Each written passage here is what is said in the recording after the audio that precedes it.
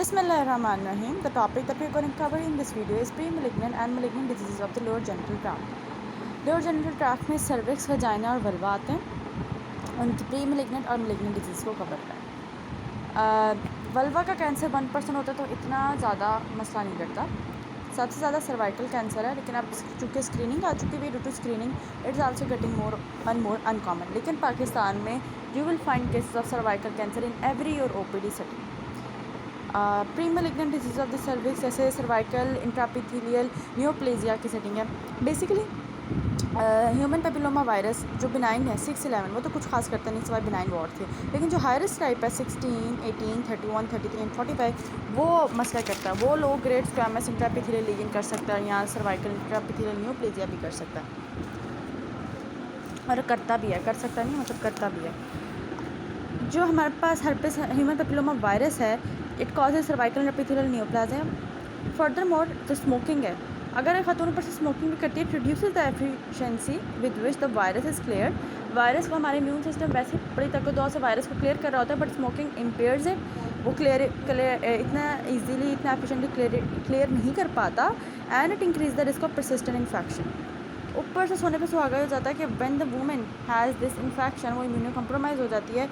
और let's say पहले थी वुमेन इम्यूनो कम्प्रोमाइज़ थी, HIV इन्फेक्शन है या ट्रांसप्लांट रिसिपिएंट है, वो इम्यूनोसप्रेसेंट्स पे, तो उसको ओवर एडेड इन्फेक्शन हो सकती है because of this human papilloma virus. हमें पता है सर्विक्स एक एक्टो सर्विक्स होती है जिसमें बाहर वाली सर्विक्स इज़ स्क्वामस और endocervix that is columnar. तो the meeting of the two types of epithelium squamocolumnar junction उसे ट्रांसफॉर्मेशन जोन भी कहते हैं, ठीक है। वहाँ से जैसे ट्रांसफॉर्मेशन जोन लिखा हुआ है वहाँ से बेसिकली कैंसर ओरिजिनेट होता है। And it's a site where the pre malignance and malignancy develop. Human papilloma virus infection persist in certain individuals. It triggers an oncogenic process in the region of transformation zone where metaplasia occur. और metaplasia occur इस तरह करता है कि पहले cervical intraepithelial neoplasia carcinoma institute होता है 0 stage, फिर लो ग्रेड होता है, फिर हाई ग्रेड होता है। लो ग्रेड में स्क्वामस सर्वाइकल इंट्रापिथेलियल नियोप्लेजिया 1 और हाई ग्रेड में 2 और 3 में चला जाता है। इंजेक्शन सर्विसिल लगाते हैं, तो गार्डासिल और सर्विसिल ये 15-20 हज़ार की इंजेक्शन है दैट प्रिवेंट सर्वाइकल कैंसर। इसलिए sometimes there is a slogan that comes in public कि जहेज़ ना दो, जहेज़ के बजाय ये इंजेक्शन लगाओ अपनी बेटी को। Natural history of CAN। अच्छा खैर इससे ज़्यादा जो है यहाँ बात करते हैं कि हम लोगों के लो ग्रेड है हाई ग्रेड है जो भी है पता कैसे चलता है। पता किस तरह चलता है? पैप स्मीयर से। पेप निकोलो एक साइंटिस्ट है, उसने वुडन स्पैचुला से, अब तो ब्रश भी आ चुके हैं, where cells are remove from the cervix using the wooden spatula and placed on a glass slide fix. और फिर लैब से लिक्विड बेस्ड साइटोलॉजी से पता लगता है। सैंपल कहाँ से लेना है? ट्रांजिशनल जोन से। और साइटोलॉजी से पता लगता है कि show squamous cells are different stages.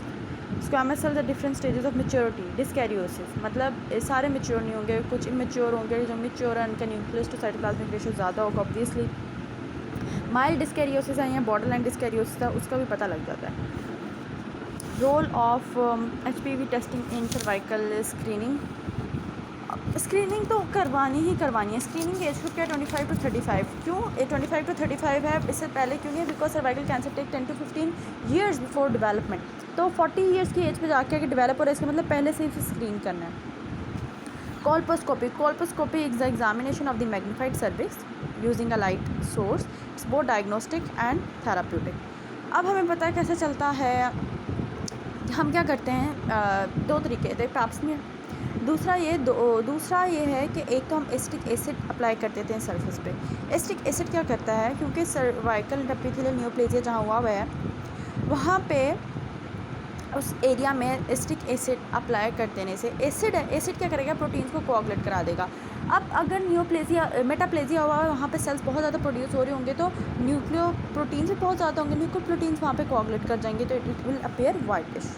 ऐसे ही सर्विक्स विद एसिटिक एसिड। दूसरा ये आयोडीन सोल्यूशन लगाते हैं। अब आयोडीन ग्लाइकोजन में जाके कौन सा कलर देता है? स्टार्च में जाके कौन सा कलर देता है? पर्पल, मतलब वॉयलेट सा पर्पल सा। लेकिन अगर बहुत ज़्यादा सेल्स डिवाइड हो रहे हैं properly glycogen intracytoplasmic glycogen lack करते हैं वो सेल्स एरिया ऑफ CAN, तो फिर it fails to stain brown when iodine is applied. Brown भी नहीं होगा, पर्पल भी नहीं होगा, कुछ भी नहीं।